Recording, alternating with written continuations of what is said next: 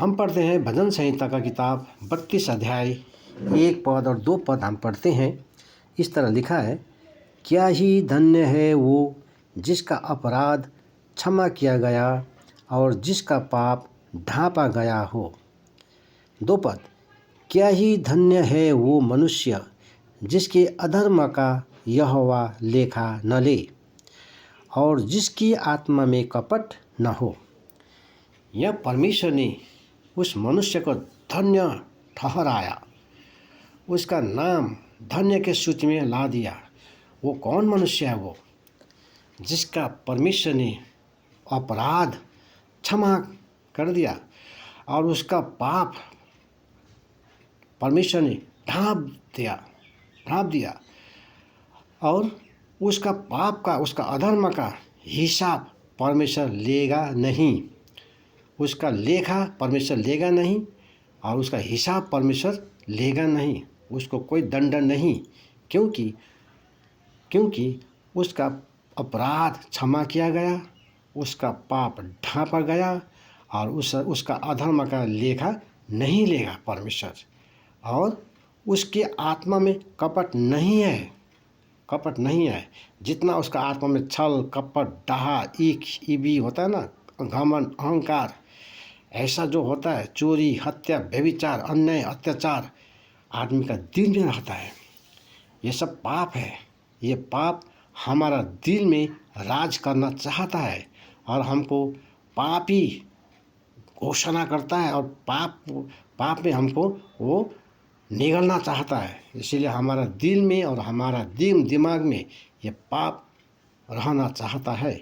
लेकिन जब परमेश्वर ने उसको पाप क्षमा कर दिया, उसका अपराध क्षमा कर दिया और उसका परमेश्वर ने क्षमा कर दिया और उसका हिसाब परमेश्वर नहीं लेगा, तो उसको दिल में एक ठो कपट भी नहीं रहेगा। ये कपट पाप को दिखाता है, जो दिल में रहता है, छल कपट है ना, अहंकार घमंड मूर्खता चोरी हत्या व्यभिचार अन्याय अत्याचार, सब ये कहाँ रहता है? आदमी का दिल में। तो दिल में अब एक कपट भी नहीं है। उसका पाप क्षमा किया गया, उसका अपराध क्षमा किया गया, उसको नाम धन्य के सूची में रख दिया और उसका हिसाब किताब पाप का लेखा जोखा कुछ परमेश्वर लेने वाला नहीं है और उसके दिल में कोई पाप नहीं है, कोई कपट नहीं है। क्यों? क्योंकि हम देखते हैं यह मनुष्य जब तक इसका पाप क्षमा नहीं हुआ, परमेश्वर ने जब तक इसका पाप क्षमा नहीं किया, जब तक इसका पाप नहीं ढांपा गया, जब तक परमेश्वर ने इसका पाप का बदला लेने के लिए जब तक परमेश्वर ने नहीं लेने के लिए नहीं कहा, तब तक हम देखते हैं यह मनुष्य क्या था? पापी था। और प्रभु का वचन में कहता है, ये गलाती 5 अध्याय का 19 पद में, चोरी हत्या व्यभिचार हमारा दिल में रहता है, डाहा रहता है, कपट रहता है, छल रहता है, ऐसा घिनौना क्या क्या सोच विचार हमारा दिमाग में रहता है। हम ये करेंगे, हम वो करेंगे, हम उसको ऐसा करेंगे, उसको ऐसा करेंगे, हम ऐसा होंगे। ये सब दिल और दिमाग से हमारा पाप से भर जाता है। मनुष्य का पाप इस तरह भर जाता है और वो उसका नाम पापी का सूची में जाता है। और प्रभु का वचन रोमी 6 अध्याय 23 पद में लिखा है, पाप की मजदूरी तो मृत्यु है और पाप की मजदूरी मृत्यु है और प्रभु यीशु मसीह में अनंत जीवन है। एक तरफ में हम देखते हैं पाप का मजदूरी मृत्यु, एक तरफ में देखते हैं प्रभु यीशु मसीह में अनुग्रह का वरदान। हम देखते हैं अनुग्रह का वरदान, क्योंकि परमेश्वर मनुष्य को बहुत प्यार करता है। यूहन्ना का किताब 4 अध्याय 8 पद में लिखा है, परमेश्वर प्रेम है। परमेश्वर दया का खानी, करुणा का सागर, वो प्रेम का सागर परमेश्वर है। परमेश्वर सब मनुष्य से प्यार करता है। और ये दूसरा मृत्यु जो है, जो आत्मा का मृत्यु जो है, नरक का दंड, ये नरक का दंड जो है आत्मा का मृत्यु। शरीर का मृत्यु तो सब मनुष्य का अपना अपना भाग है। सब कोई संसार में जन्म लेगा, मरना ही पड़ेगा, सबका अपना अपना भाग है। जैसा जन्म लेगा, कोई बच्चा में गुजर जाता है, कोई जवानी अवस्था में गुजर जाता है, कोई बूढ़ा होके गुजरता है, लेकिन गुजरना पड़ेगा। मृत्यु सबका भाग है, मरना ही पड़ेगा। लेकिन आत्मा का मृत्यु बहुत खतरनाक है। आत्मा का मृत्यु वो है पाप का फल। बाइबल में लिखा है रोमी 6:23 में, पाप का मजदूरी मृत्यु है। वो मृत्यु शरीर का मृत्यु नहीं, वो मृत्यु है आत्मा का मृत्यु। वो मृत्यु है नरक का दंड, जहाँ पर भीषण आग का गोला रहता है, और वो आग का गोला अनंत अनंत युग युग तक वो गोला ऐसे वहाँ पर वो आग धधकते रहेगा।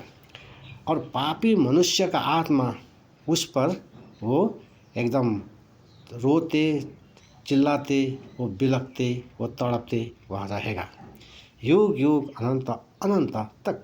ये दूसरा मृत्यु बहुत डेंजर, बहुत खतरनाक ये दंड है। पाप का मजदूरी मृत्यु, ये उसका पाप का ज्वाला वो मृत्यु है, दंड जो मनुष्य को भुगतना पड़ेगा। मृत्यु के बाद पापी मनुष्य को वहाँ जाना पड़ेगा। इसीलिए परमेश्वर बहुत प्रेम करता है कि मनुष्य को उस पाप का दंड से बचाना चाहता है, क्योंकि परमेश्वर प्रेम है, मनुष्य को बहुत प्यार करता है।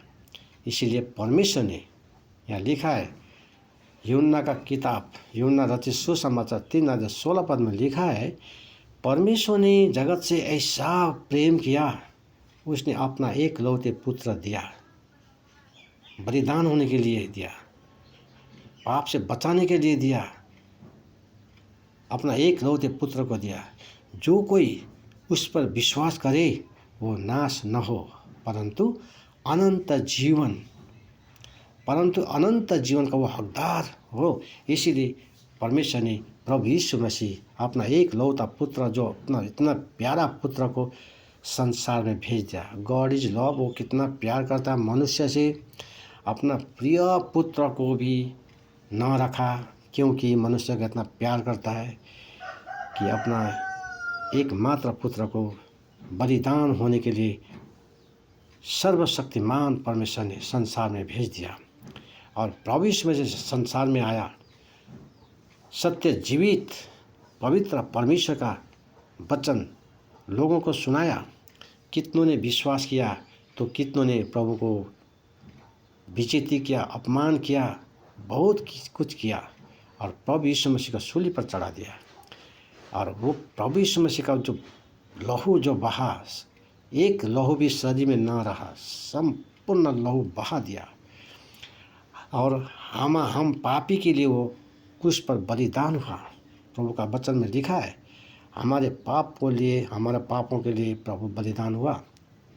और ऐसा लहू बहाया। पहला यूहन्ना 1:7 में लिखा है, प्रभु यीशु मसीह का वो पवित्र लहू जो है हमारे सब पाप को वो क्या करेगा, धोएगा और शुद्ध करेगा, पवित्र करेगा। जैसा परमेश्वर पवित्र है, प्रभु यीशु मसीह का लहू जो विश्वास करने वाला को उसका संपूर्ण पाप धोकर शुद्ध पवित्र करेगा। और परमेश्वर के साथ वो क्या करेगा, प्रभु यीशु मसीह उसको मिलाएगा। क्योंकि परमेश्वर ने मनुष्य को जिस तरह बनाया था, उत्पत्ति का किताब में हम देखते हैं, मनुष्य के अपने ही स्वरूप में, अपने ही समानता में बनाया था। मनुष्य अपना पाप में वो एकदम ही क्या हो गया, परमेश्वर से बहुत दूर गया। लेकिन परमेश्वर ने उस मनुष्य को प्रभु यीशु मसीह को भेजा, और प्रभु यीशु मसीह ने उसमें बलिदान हुआ, अपना लहू से उनका पाप धोकर उनको शुद्ध पवित्र करके फिर परमेश्वर से मिलाना चाहता है, उस नरक का दंड से बचाना चाहता है।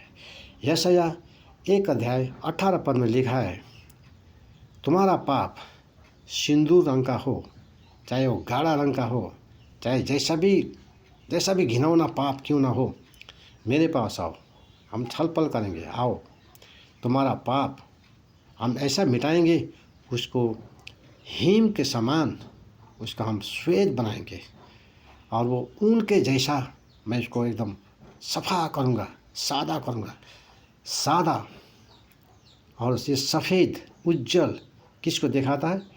एक ये शुद्ध और पवित्र को दिखाता है, और पापी मनुष्य को शुद्ध और पवित्र करना चाहता है।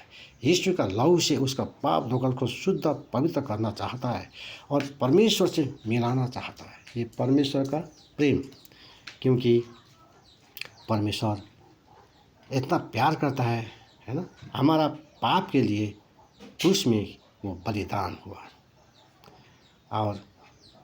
और हमको बचाने के लिए पापी के साथ उसका गिनती आया, और हम मनुष्य को धार्मिकता के गिनती में उसने ले गया। और लिखा यहाँ, क्या ही धन्य, तब वो मनुष्य क्या ही धन्य, अब उसका पाप क्षमा किया गया, अब उसका अपराध क्षमा किया गया, अब उसका हिसाब किताब पाप का लेखा जोखा कुछ परमेश्वर लेगा नहीं। अब उसके दिल में कोई पाप नहीं। अब वो परमेश्वर ने उसको शुद्ध पवित्र किया। वो अपना ही बल से, अपना ही धन से, दौलत से कोई शुद्ध पवित्र नहीं होता। आदमी बहुत कोशिश प्रयास बहुत करते हैं बेचारा, लेकिन अपना धन दौलत से, अपना बुद्धि, अपना बल से कोई आदमी शुद्ध पवित्र नहीं होता, हो नहीं सकता। नहा धा के सफ़ा हो के अच्छा वस्त्र पहन के सफ़ा हो सकता है, लेकिन जो दिल में और दिमाग में जो पाप है वो डिलीट कभी नहीं होता। जिस दिन प्रभु यीशु मसीह के चरण में आएगा, अपना पाप को स्वीकार करेगा, अपना पाप को मानेगा, अंगीकार करेगा और प्रभु यीशु मसीह को अपना मुक्तिदाता ग्रहण करेगा, सत्य परमेश्वर को पहचानेगा, यीशु का लहू से अपना पाप को धोएगा, उसी दिन उसको दिल से, उसको दिमाग से सब पाप डिलीट हो जाएगा। एक भी छल कपट नहीं रहेगा। अब वो प्रभु यीशु मसीह में उसके दूसरी बार वो आत्मा में उसको जन्म हुआ, वो नया सृष्टि में आता है, और वो मनुष्य अनंत जीवन का भागीदार, स्वर्ग में जो इसका नागरिकता स्वर्ग में उसका बन गया। अब वो अनंत जीवन का हकदार बन गया, और परमेश्वर का राज्य में वो हकदार बन गया, और परमेश्वर का संतान कहलाया गया। और उसको अब वो जो भी जाति का हो, वो पवित्र जाति उसको ठहराया गया। पहला पत्रुस 2:9 में लिखा है, वो पवित्र जाति, क्योंकि प्रभु यीशु मसीह पवित्र है, और पवित्र परमेश्वर से मिलाने के लिए परमेश्वर का इच्छा है कोई भी नरक न जाए, सब नरक से बचे। प्रभु सबको बचाना चाहता है। तो परमेश्वर ने ऐसा प्रेम किया, जो प्रभु यीशु मसीह को विश्वास करेगा वो नाश न होगा, परंतु अनंत जीवन पाएगा। परमेश्वर आशीष दे।